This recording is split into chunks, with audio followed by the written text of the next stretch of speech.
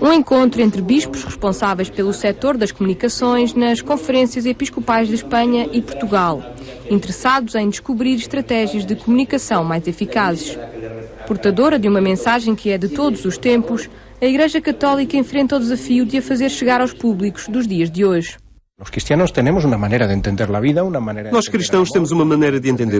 maneira de entender o amor, a morte, o trabalho, a diversão, e temos que traduzir isto para a linguagem que hoje as pessoas têm. Não podemos esconder-nos, não podemos ter uma linguagem só para alguns. Temos que traduzir essa linguagem sem vergonha de dizer caridade, quando o mais moderno é, por exemplo, dizer solidariedade. Não podemos ter vergonha de dizer que somos crentes, de manifestar as nossas convicções, também numa linguagem que seja sobretudo entendida pelas pessoas. E, sobretudo, que seja entendível por la gente. Uma comunicação que, na atualidade, não se pode limitar apenas às celebrações eucarísticas. Há que ir ao encontro das pessoas, principalmente dos jovens que têm acesso à informação de forma imediata, através de várias plataformas de comunicação. Hoje, grande parte da humanidade Hoje, grande parte da comunidade tem conhecimento imediato da realidade, não só por terem acesso às redes sociais, sobretudo os jovens, mas também porque a maioria das pessoas tem o conhecimento do que acontece através dos meios de comunicação que qualificam a sociedade dos nossos tempos. A Igreja tende a ir ao encontro destas pessoas, propondo-lhes Jesus Cristo, e o passo é a fé. E a fé poderá ter essa porta também neste âmbito da comunicação, para entrar na Igreja, para conhecer mais Jesus Cristo, para dar a conhecer o nosso modo de vida, a nossa visão das coisas. Para dar a conhecer nosso modo de vida, nossa visão das coisas. Para a Igreja, os meios de comunicação são assim o cenário cultural no qual deve estar presente e desenvolver a sua missão.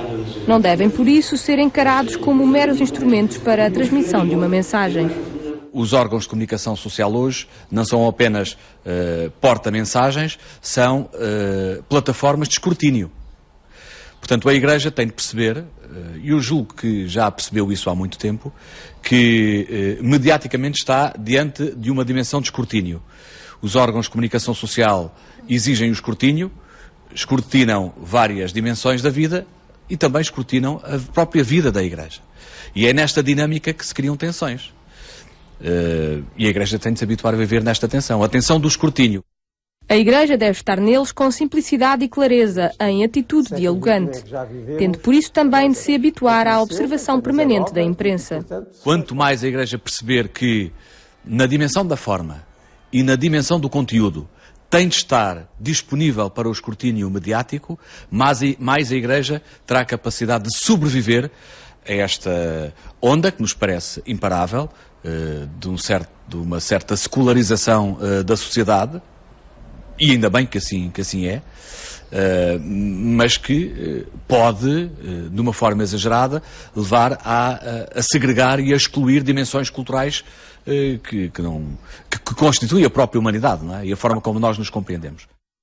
Para lidar melhor com esse escrutínio constante, toda a ação pastoral da Igreja tem de ser mais comunicativa, passando a ser um elemento transversal das diversas estruturas eclesiais.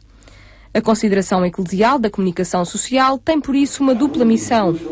No comunicado final deste encontro afirma-se que há dimensão já assumida e que versa sobretudo a evangelização, há também que encontrar formas de projetar a própria imagem pública da Igreja. Temos que, em primeiro lugar, incentivar a boa utilização de todos os suportes, de todos os meios de comunicação que as novas tecnologias e as tecnologias mais tradicionais põem à nossa disposição.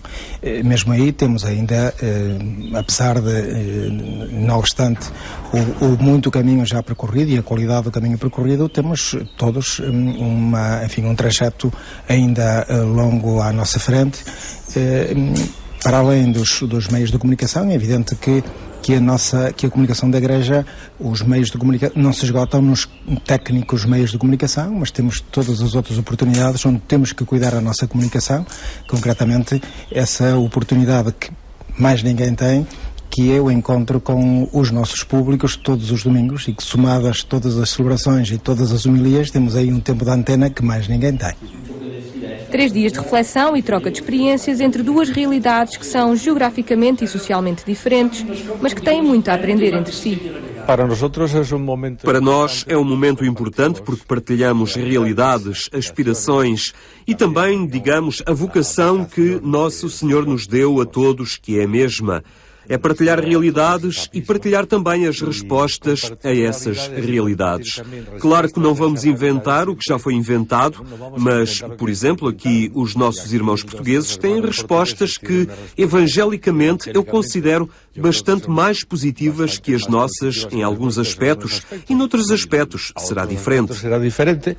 É uma oportunidade para trocar impressões entre os responsáveis de dois países que têm problemáticas, se não iguais, muito próximas e, portanto, para nos enriquecermos mutuamente com as experiências de um e do outro lado da fronteira dos países da Península. As Comissões Episcopais de Comunicações Sociais de Portugal e Espanha alertaram ainda também para o facto da atividade comunicativa estar cada vez mais a ser condicionada pela situação económica, ideológica e política.